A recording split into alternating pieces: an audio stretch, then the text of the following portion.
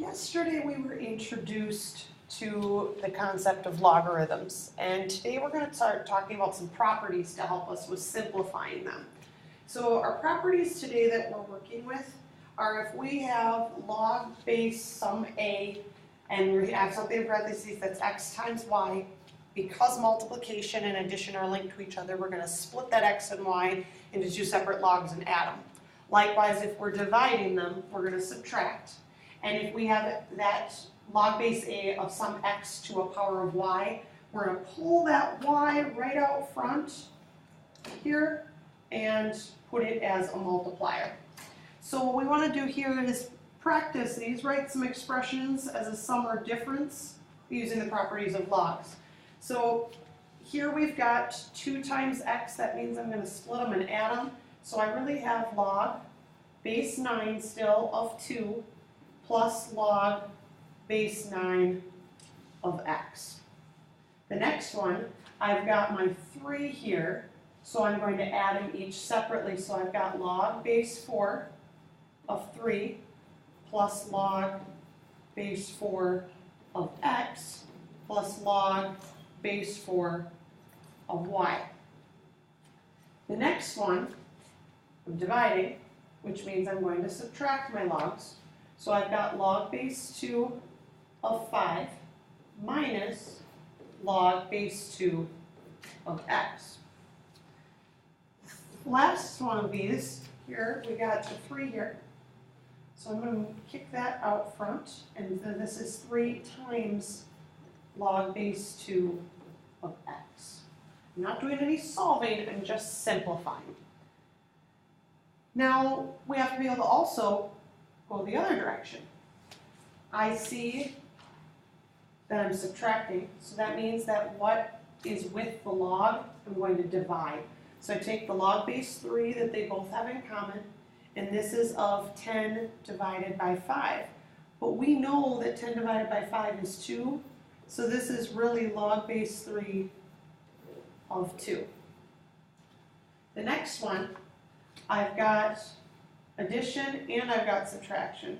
So that means I'm going to take these two, I'm going to multiply them. So I've got log base b of x times y, but then I'm going to divide it, if it log base b, divided by x times z. Well, then I see that they both have x's in them, which means my final answer is log base b of y divided by z. This last one has a combination of subtraction as well as having the numbers out front. So what we're going to do is we're going to take these numbers and put them as powers. So I'll do that first. So I've got log base 3 of y to the 7th minus log base 3 of x to the 4th. But then I'm subtracting, so I'm really going to divide these out, which means I have log base 3 of x to this, or sorry, not x, y to the 7th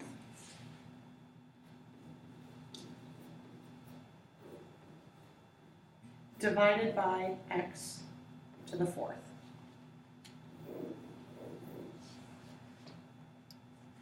The next piece is talking about the inverse property of logs. And what that is if we have log base b of some number b matching to the x, because these match, that means that that x that is right here as our exponent is our answer.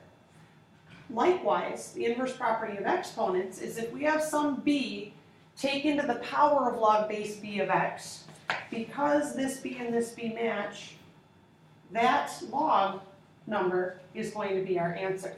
So for example here, we've got log base 3 of 3 to the y.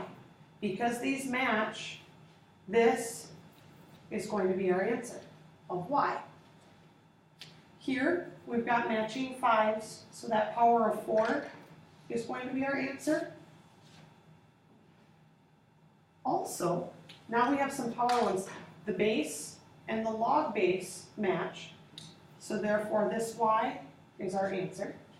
And here, we've got 3 and 3 that match. So that log of 4 is our solution. So now knowing that, we want to be able to evaluate some expressions. So the first thing I see is that I have matching bases here. So this 6 is what I'm looking for. Now this, I want to get that matching base for the inverse property, so I want to turn this into a power of 5. So I have log base 5, and I want 5 squared because 5 squared is 25. Now because these 5s match, that leaves this 2 to be what I'm looking for. So I really have 6 plus 2, which is 8. Likewise, I've got here 5 and 5, so this 3 is here. And I want to turn, because I have a log base 2, I want to make this have a base of 2. So that means I'm going to rewrite this as log base 2, and I know 2 to the 5th is 32. So that with these bases matching, that means that this 5 is what I'm looking for. So it means I have 5 minus 3, which equals 2. What I want you to do now is to go ahead and complete these 2 U-try problems. And as always, bring your questions with you to class.